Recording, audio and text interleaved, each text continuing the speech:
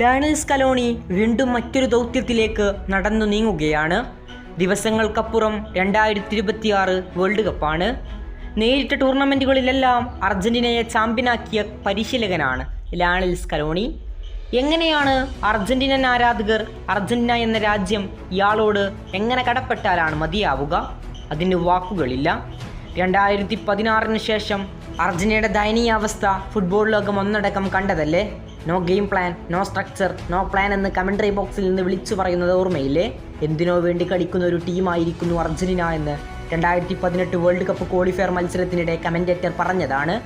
അങ്ങനെയാണ് സാംബോളിക്ക് പകരക്കാരനായി താൽക്കാലിക പരിശീലകനായി സ്കലോണി സ്ഥാനമേൽക്കുന്നതും പിന്നെ ചരിത്രങ്ങൾ പിറക്കുന്നതും. പരിശീലകനായി മെയിൻ കോച്ചായി എക്സ്പീരിയൻസ് പോലും ഇല്ലാത്തൊരു പരിശീലകൻ എങ്ങനെയാണ് ഒരു രാജ്യത്തെ ഇത്രത്തോളം മികച്ചതാക്കി മാറ്റിയത്? അത് സ്കലോണിക്ക് മാത്രം അറിയുന്ന ഒന്നായിരിക്കാം. ഇപ്പോൾ ഇതാ മറ്റൊരു വേൾഡ് കപ്പിനെത്തുമ്പോൾ സ്കലോണിയുടെ വാക്കുകൾ ശ്രദ്ധിച്ചു കേൾക്കുക. വിധി വഴങ്ങും വരെ, ശ്വാസം മങ്ങും വരെ ഞങ്ങൾ അർജന്റീനക്കായി പോരാടും.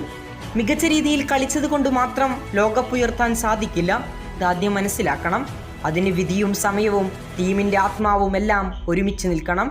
അത് എത്ര എളുപ്പമല്ലെന്നറിയാം.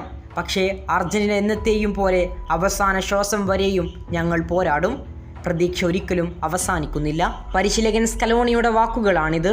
വേൾഡ് കപ്പിന് മുന്നേ ഇത്തവണ അർജന്റീന കിരീടം നേടുമോ എന്ന ചോദ്യത്തിനുള്ള ഉത്തരം: ഞങ്ങൾ കിരീടം നേടാനല്ല, മറിച്ച് കിരീടം നിലനിർത്താനാണ് പോകുന്നതെന്ന് ആരാധകർക്ക് മുന്നിൽ വെച്ച് സ്കലോണി പറഞ്ഞിരുന്നു.